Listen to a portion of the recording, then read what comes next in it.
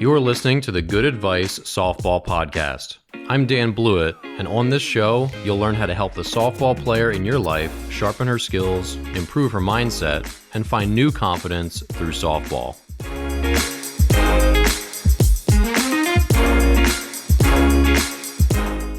Welcome back to Good Advice. I'm Dan Blewett, and today we're going to debunk a throwing myth that I don't really know where this comes from because it doesn't really make sense when you really sit down and think about it, but for whatever reason, it has perpetuated.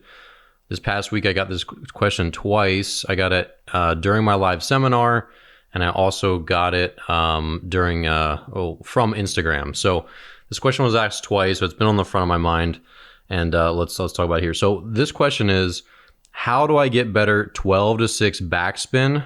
Because I want the ball to fly straighter, whether it's 2-second base. I think I got this both times asked as a catcher. And how can I improve my snap on my throw? So this is, again, where I think the baseball world shines a lot of light onto what softball players should be doing, because the hardest throwing humans in the world are baseball players, and specifically baseball pitchers. Now, that's not exactly true. There's a lot of guys in the big leagues who are outfielders who can throw a ball, 105 from a crow hop. But then again, there's also still pitchers who can throw 100 on the mound, which if they're then crow hopping, they could probably be up to like 110 almost from the outfield with a run. So I still stand by that baseball pitchers are the hardest throwers. And here's two things that they don't worry about and that they don't do.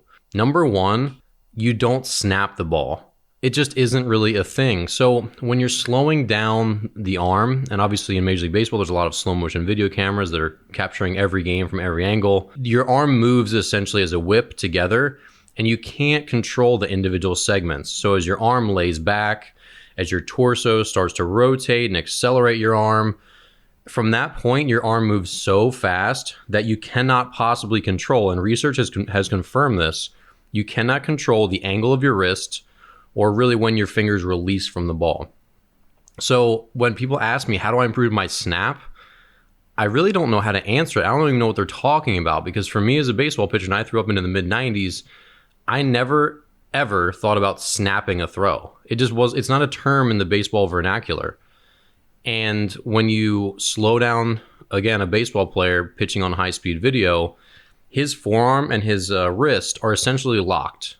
That's not to say they're stiff, like they're straight across. Like there might be some angle in their wrist, but it doesn't change as the arm is accelerating. So there is no whip where you can like move your wrist and snap the ball as you throw it. Even if you feel like that when you're playing catch, you're essentially lying to yourself. Now, if you're throwing 20 miles per hour and sort of throwing it like a dart, sure, you can feel your wrist, bend and flex.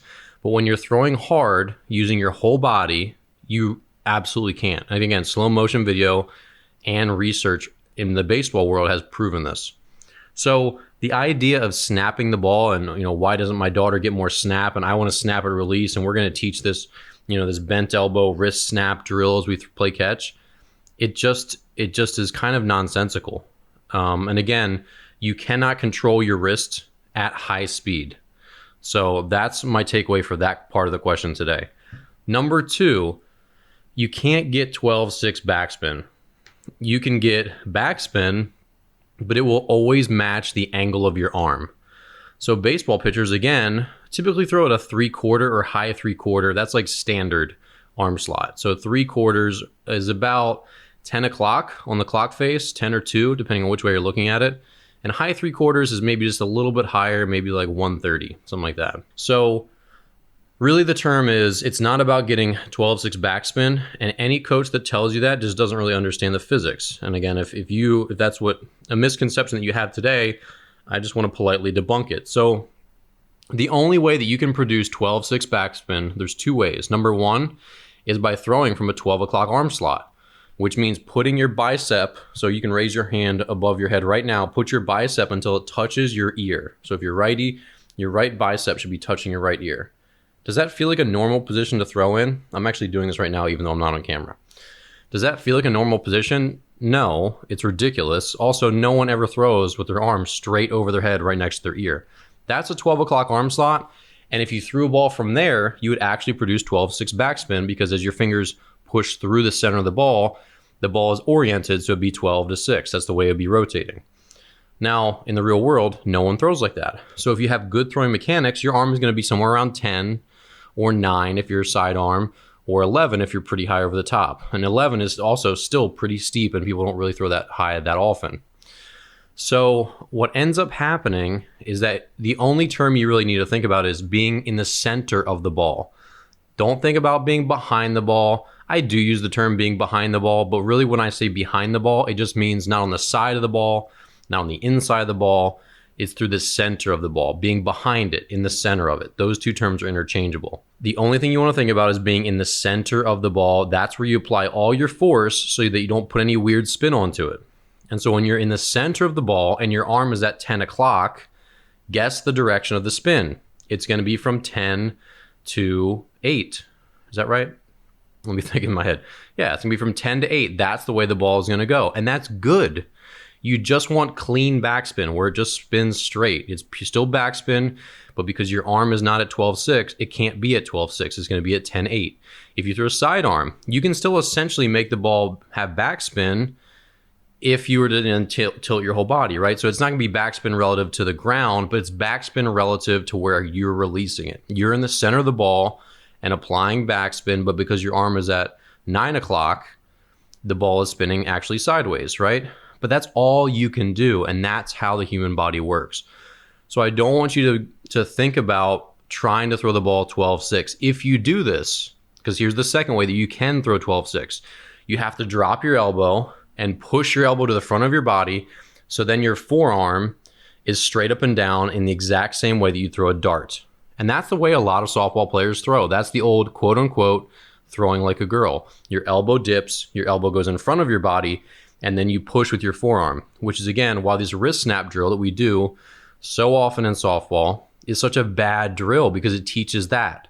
It's teaching 12.6 backspin, which doesn't exist in nature. Go watch a Major League Baseball replay game on YouTube, find some slow motion video of a pitcher from the catcher's point of view, if you can find it, and you'll see exactly what I mean. They throw with backspin coming from the angle of their arm. So that means 10 to 8, or 9 to 3 if they're a side armor, or 11 to 7. That's the only way the best throwers in the world do it.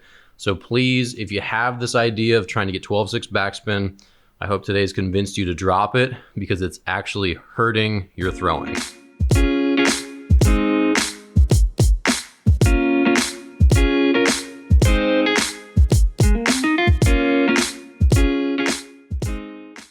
Okay, so today's 90-second mindset is for parents.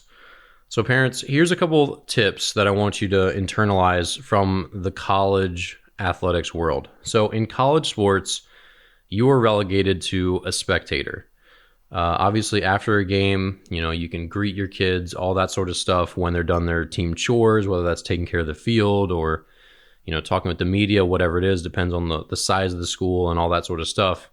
But essentially, when your kid gets to college, she is an adult and you are just a paying spectator.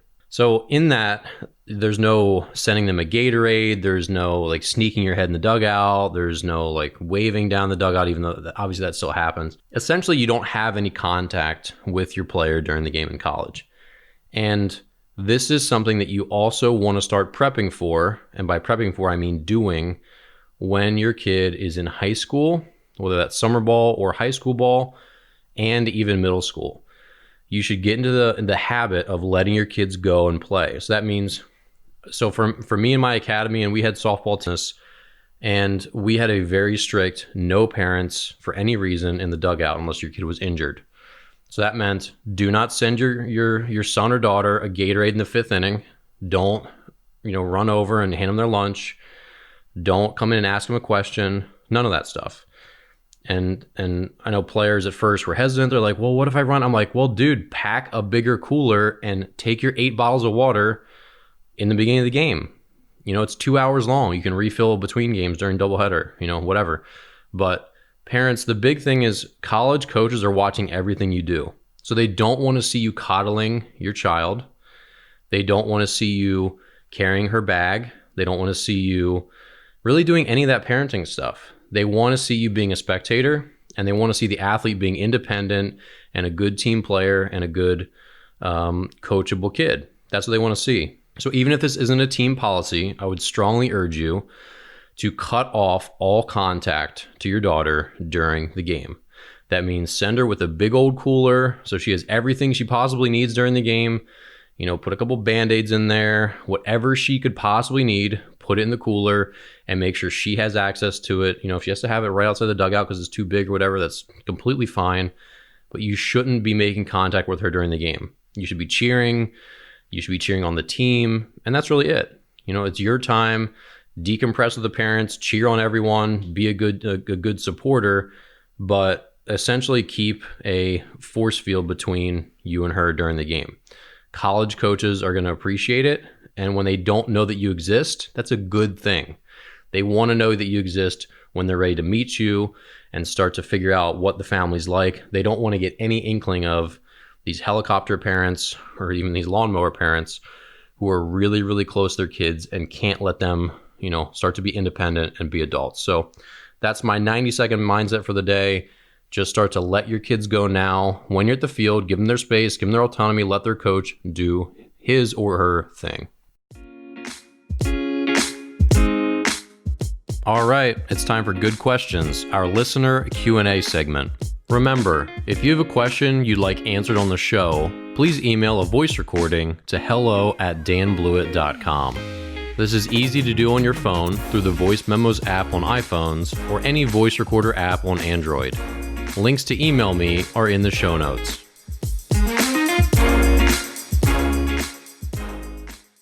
All right, and our question of the day is from Carson. My name's Carson Barber, and I'm from Illinois, and I had a little training question for you. What would you say some of the best exercises are for a softball player to do to work on speed and agility for both base running and fielding in general? Thanks. All right, thank you, Carson. So remember, please send me an email with a voice recording, and I'll use it on the show. hello@danblewett.com, and I will read your question, and I will answer it on the air. So today's question obviously is about speed and agility, and here are my big three, and they're going to be pretty simple. Number one, if you want to get faster, you need to get stronger. The equation for speed is not lots of fancy foot drills. It's not lateral drills. It's getting stronger so that every step that you put into the ground has more force behind it. Your body, you're trying to push your body away from the earth, essentially.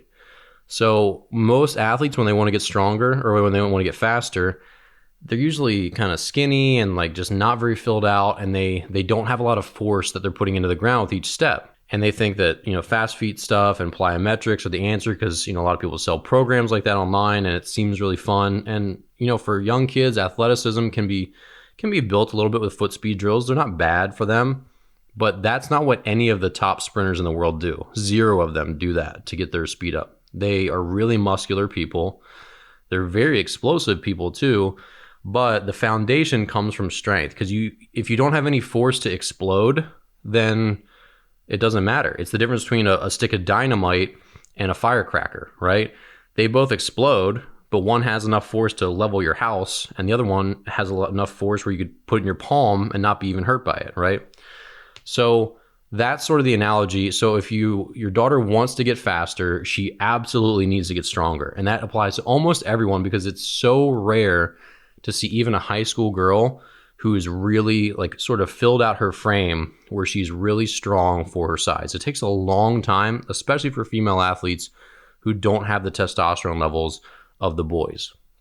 So number one is get stronger in the weight room and really devote yourself to that 9+ months of the year.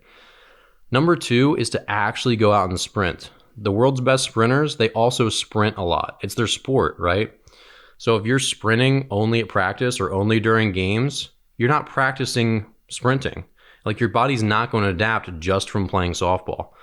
So that means probably 2 or 3 times a week. That means going out to a park, getting in a nice dynamic warm up, getting your body really, warm so you're not going to pull a hamstring or twist your ankle. Do some form running drills, do all that stuff that's going to help improve your form, and then actually get after it. Sprint, do maybe 4 to 6 30-yard dashes. Then 4 to 6 40-yard dashes, 4 to 6 60-yard dashes. And these are ones where when you're trying to train for speed, you want to give yourself a lot of rest. You should not be out of breath when you're ready to start the next one. If you're still out of breath and panting, it's going to start to become more of conditioning and eventually more like distance running, because the energy systems that you use when you sprint versus when you jog are very different. And this is just like animals. Like a cheetah can only sprint, at its full speed for like 7 seconds or something, or 12 seconds. I'm not sure what the number is. That's because they only have a little bit of fuel that they burn when they're going full speed. And when it's out, it's out. It's like a car. It's like they're out of gasoline. Whereas the energy system when you're jogging is meant to be a slow burn, so you can keep going, but at a slow pace for a long time. So when you're training for speed, it's absolutely critical that you are not winded for the next one. So if that means if you're running a 60 yard, which are hard, and really booking it and giving it your best, it's probably a 2 or 3 minute break before your next sprint, which seems like a long time, but that's what you want to do. And that's what the best in the world do. So my number 2 tip is actually go sprint. A mix of 20s, 30s, 40s, and 60s are probably the best distances. And you're probably going to do a total volume of somewhere between 8 and 16 sprints per workout. And that's going to depend on the distances and all that sort of stuff. But devote 2 or 3 days a week, depending on your training load, your game schedule, all that, and make sure you're actually sprinting consistently. That will be the biggest thing you could possibly do. And then the third thing is, essentially just find a good balance of power to weight ratio. So if you've got a little extra weight, that means eat some healthier food, maybe learn a little bit about nutrition. And unfortunately, when say you have 2 cars, if they both have the same exact engine in it and one car is 2,000 pounds and the other car is 3,000 pounds, the 2,000 pound car is going to go faster because it has a stronger weight to power ratio. So with being a really, really high level sprinter, your weight to power ratio matters. And obviously this isn't something that anyone wants to obsess over. You just want to say, okay, what are a couple easy things I can take away from my diet? So maybe it's soda, or maybe it's, you eat pizza once a week instead of twice a week, or just cut out a little bit of candy, and then keep your regular training routine the same, and your body composition will change for the better over time. And that's a good thing. No one should be obsessing about calories or counting calories or even worrying about the scale or looking in the mirror that much, especially not when you're a young athlete. But just making a couple extra healthy choices to swap in maybe 2 healthy foods for maybe 2 unhealthy foods per week can make a really good change over time. Because all these things are a marathon, not a sprint. Even though we're talking about sprinting, making just small, easy changes that you can stick with for a long time are going to be healthy, they're going to be mentally healthy, and they're going to be good long-term choices that you can stick with. So again, if you just look around the things you eat and say you take a food diary for a couple of days and you say, okay, I had a couple sodas or I had a couple bags of chips. I'm just going to cut down to 1 soda per week, or, 1 bag of chips per week, or whatever it is. And I'm going to eat, 1 extra apple, and I'm going to drink 1 extra glass of water instead. And that's a great way to do it. And that absolutely will make a positive difference over time. And that could be another way to shave a couple tenths of a second off your home to first time, your home to second time. All right. So Carson, thanks again for the great question. And for you listening, please send me a voice recording. Again, it's really easy to do on your phone, the Voice Memos app. Send it to hello@danblewett.com, and I will answer it here on the show.